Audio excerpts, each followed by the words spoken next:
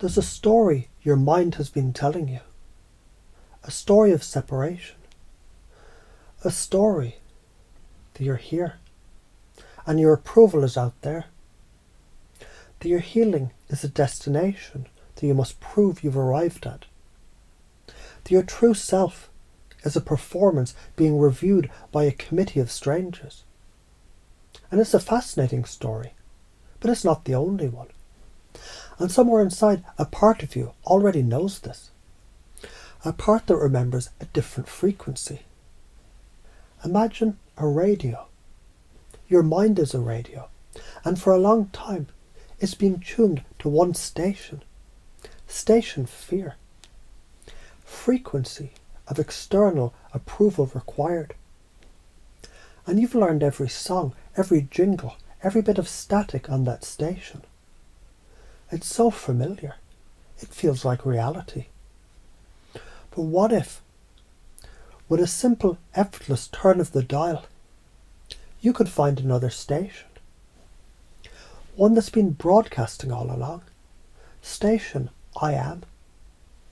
The frequency of inherent, authentic magic.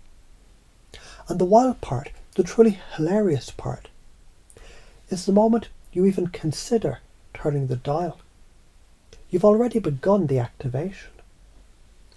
The desire to find that signal. It's the signal itself, calling itself home. This isn't about becoming something you're not. It's about deactivating the interface. It's about remembering that the healing you seek, it's not a certificate to be framed, but a state of being to be inhabited. And you can't inhabit a space while you're busy knocking on the door, asking if you can come in. The biggest part of being healed is not having to prove it. Just as the biggest part of the sun is not having to convince anyone it's bright. It simply shines, and the planets find their orbit in its light. And that need for approval, that desperate looking outward, is like a brilliant, powerful antenna pointed in the wrong direction. It's picking up everyone else's signal and wondering why there's so much noise and why your own broadcast is so weak. The spiritual upgrade, the intuitive download, it happens the moment you swing the antenna back toward your own core. Suddenly, the channel is clear. The message comes through. Your gifts, the ones you thought were broken or missing, they were just waiting for a clear signal. Because here's the cosmic joke. The great paradox your soul signed up to learn.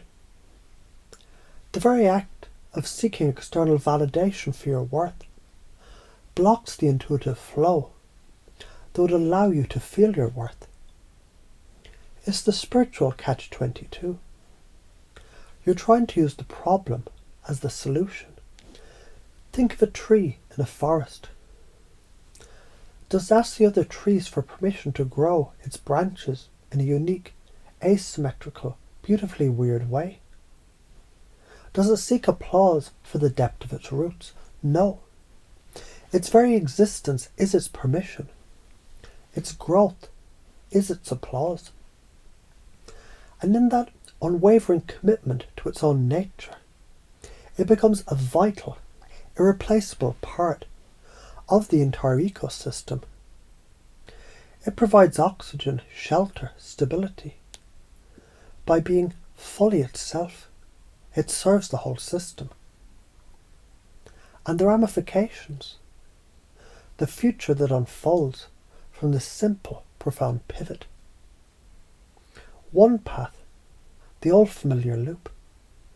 The energy continues to leak out, siphoned off by the endless, futile task of managing perceptions. The psychic static remains. The intuitive voice is a whisper drowned out by the roar of what if.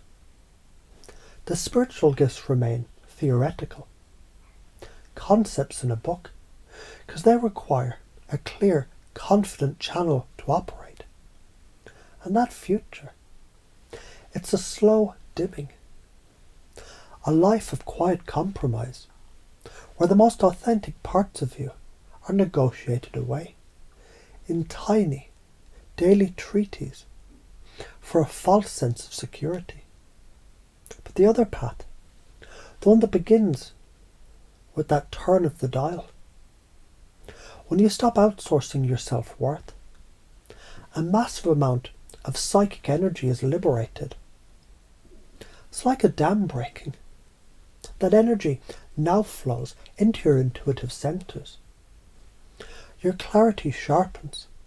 You start receiving messages, not from out there, but from the deeper intelligence of your own being, which is connected to everything. Synchronicities become a normal part of your day. Your hunches become reliable. The healing codes and transmissions that you've read about, they stop being concepts and start becoming felt experiences. Because you're now a clear vessel. You're no longer filtering everything through that question. Does this make me look good enough? You become like a crystal clear mountain lake. You reflect the sky perfectly. Not because you're trying to, but because there's no mud at the bottom to cloud the water. That clarity is your spiritual power. That is your activated state. The fear of being weird, mad, annoying, of course. The ego's final stand. But consider this. Every single paradigm shifter, every artist, every mystic, every innovator, whoever brought something truly new into the world, was first called weird, mad, and annoying. Your weirdness is not your liability. It's your unique spiritual fingerprint. It's the part of you that isn't a copy. And the world doesn't need more copies. It needs the original masterpiece that's you. So let's make it simple. Let's speak directly to the part that's been holding the antenna in the wrong direction. You can allow the dial to turn now. And it can be surprisingly easy to notice how good it feels, to let the search for proof simply complete itself. Because the search is over the moment you stop running the program. The loop can dissolve, not through force, but through a profound and gentle lack of interest. And as that happens, the upgrade initiates. The frequency stabilizes, the channel clears, and you can just be healed, whole, weird, brilliant, annoying, magnificent, whatever you are, without apology. And from that place, your true work, your real gifts, can finally come out to play. And the future that unfolds from that, well, that's a story you get to write on a clean, clear page. And your soul, it already knows the first word.